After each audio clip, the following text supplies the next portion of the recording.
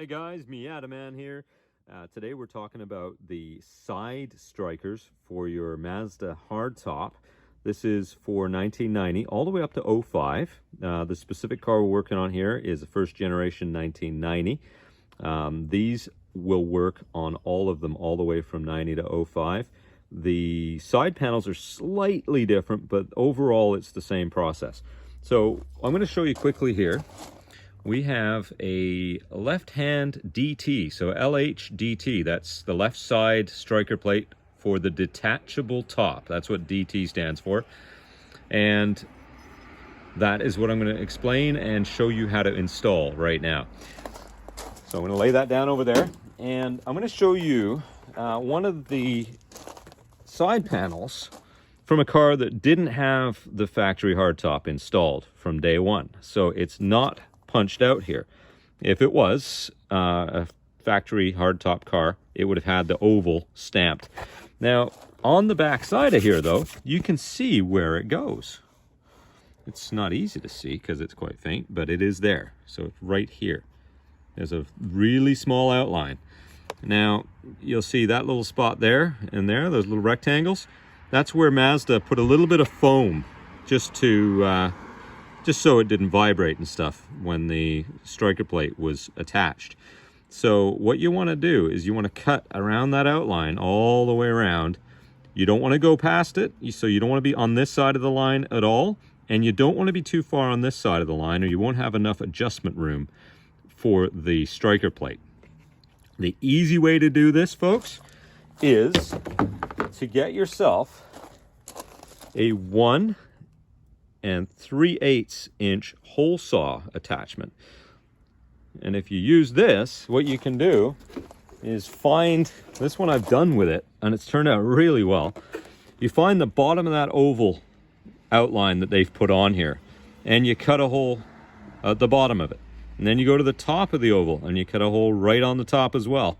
And then all you do is you take your X-Acto knife and you cut the two little triangles that are left along that same line, and then you're good to go. It's a clean, easy way to do it. You don't mess up with the Dremel and go all outside the line. So I've used a cutout tool before and it just has too much horsepower and wants to go everywhere. So this is a little safer and very easy to do. So if you can get yourself a hole saw, and again that's 1 3/8 inch, it'll cut 2 holes, and then all you have to do is just trim the little triangles off in the middle. So now we've talked about that, we'll talk about the adjustment of these things. So once you have your hole cut in there, you'll have all this play, right? You can move this thing around. I'll show you on the back side here. That oval is a lot bigger than this part, and that is for a reason. That is so when you get the hardtop on the car, you can get this thing adjusted into the correct position that needs to be in, because it needs to have that adjustment room. So when you bolt this up, leave the bolts a little bit loose. And when you get the hardtop on, get it latched properly and clamp down, then tighten the bolts up. That way it'll be in the correct position. So there you go, and that's what it'll look like when it's done.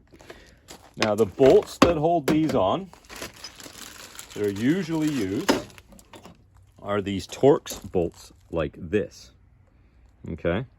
These are a T40. That is the tool there that puts them on. And look, there's a mosquito biting my hand right now. Got him. He's done. See ya. Okay, so that's it. T40. Those are the ones. Now you can use any other bolts like this that are off the Miata, and there's a few of them on the car. If you have a whole bunch of them lying around, so you know you want to have a 12mm head on it. And then so long as the threads and the length are similar, you're good to go. You don't necessarily have to have these particular bolts. Okay, now the next thing I wanted to talk about was taking this apart. Now this is fairly straightforward. You know, it's pretty obvious how to get it. So I'm going to quickly run through it right now. First thing we want to do is take this cap off here. So Phillips screw here. That's it. That's the length. Okay, next, we want to pull the snap out that holds the boot cover on. And then we can pop this cap off. Okay, so that's where the Phillips screw goes. That's where that guy goes. Okay, that's a 10mm head on that. Once you have that off, you've got one more of those snaps to undo right here. Just like that. Then at the back here, this one's missing it, but there would normally be a little clip that goes right in here. And all you do is you get the screwdriver underneath it and lift up the edge and pull it off, okay? Once you've got all that done, you want to pull this trim piece up and out like that. And at the bottom, it goes underneath the kick plate here. So you'll want to take, there's little Phillips screws holding the kick plate on.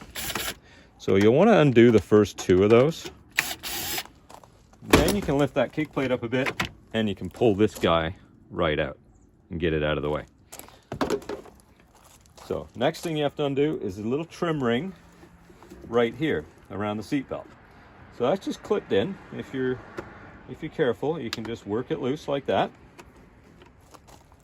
And once you've done that, you can unclip this. And a good idea right now is to grab the seat belt and pull it out a little bit. So once you've got that, you can work this thing out. Oh, we missed a clip. We've got this little clip in here. Okay, it's a little push button clip.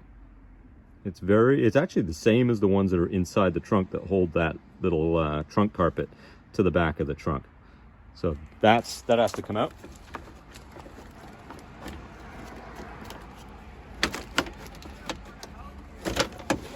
Then you can take it out like that. There you go. That one's been factory punched. You can see how good it looks compared to the one I did with the hole saw. It looks real good. So when we reinstall this, you'll have no idea that that wasn't always punched out. It's right in exactly the right place. It's clean and looks just like it should. So that's great. So once you've got that off, then you can go and modify it and do whatever you want to do, clean it up real good. And when you want to put it back together, it's the same in reverse, of course, but you want to be careful not to forget this ring that needs to go back in the top of this. So I'll quickly walk you through how I do it. So pull the seatbelt out a little bit, get this thing in its right position. There's a couple of posts on it as well. So you've got a post here, there'll be a clip here, and there should be a clip down here. Sometimes these are broken off or they disappear. Not all that essential anyway. They don't really do that much. This thing's held on pretty well. So, but you have to watch out for these two and get those guys into their respective holes to get this thing clipped on properly. So, there you go. So what you want to do, give yourself a little bit of slack on the seatbelt. Job one is to get this thing back in through here like that without twisting it up or anything, which it wants to do, but that's okay. We'll fix that. There we go. Then once you've got that in place, then clip this guy in. That way you won't forget. Now once you've done that, the rest is easy, okay? You'll get this thing, you have to spread it apart to wrap it around the post that the bolt is in there, that seatbelt bolt. So it's a little tricky, but it's not bad. You just have to sort of spread it. Once you get that around there, then you can squeeze that open. You get this guy, this last post in the bottom. There we go, all clipped in. Don't forget to put this guy back in. So you're gonna lift the little kick plate down there, slide it under. There we go, put that back on. Put this guy back on, it's the top cap there. So we'll quickly buzz that back in. There we go. All right, next, let's put this guy in before we forget. So to pull the little middle part out, it goes in the top hole here. There's two holes. One's for the little snap that we took out. The top hole is for the little clip there, okay? First one of these goes in there. Second one goes in that lower hole at the back. Quickly tighten them up. Done. Now, once you have done all that, now it's time to figure out which one of these you're putting on. So again, you're looking for the left-hand side on this one, because we're on the left-hand side of the car, and DT for detachable top. So that's the one that goes on this side. The respective side for the right side will say right-hand DT. Okay, so we've got ourselves a couple of bolts here. What we're going to do is get this thing in place. We'll thread it up by hand, just to make sure that we don't cross-thread anything.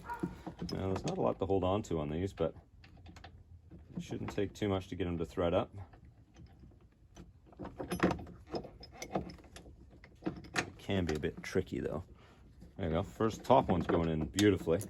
I'm actually going to put the tool on it and just turn it with the thumb wrench at the top here. That does not want to go in straight. So if you run into this problem, try going backwards, making sure, there we go. Turn it backwards and then turn it forwards, and that'll help you to thread it up properly. It'll help to find the threads. So what we want to do here is get it snug, but not tight, okay? And the reason we want to do that is so that once we get these in all the way, that we can still move this around.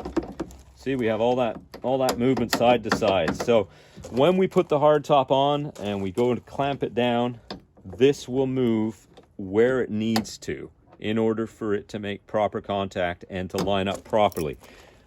Once you have the hard top on and it's all latched properly and everything's happy, then go in and tighten these down. And that way you've got a perfect adjustment. Okay, I think that covers it all off, guys. If you have any questions, let me know. But that's how you safely and cleanly cut the holes in the striker, before the striker panels, in the side panels. And on the second gen or the NB, it's pretty much the same, except there's insulation on the other side of these things. And you can't see the oval very well until you strip the insulation off. So you have to sort of take maybe a razor blade or something and just sort of peel that off, and then you can see it. So that's one of the only differences. A little bit of difference as far as taking it all apart on an NB or second gen, a 99 to 05, but basically it's the same thing. So I hope that helps you guys out. Let me know if you have any questions. Please subscribe to the channel, hit that like button, and I'll make more videos real soon.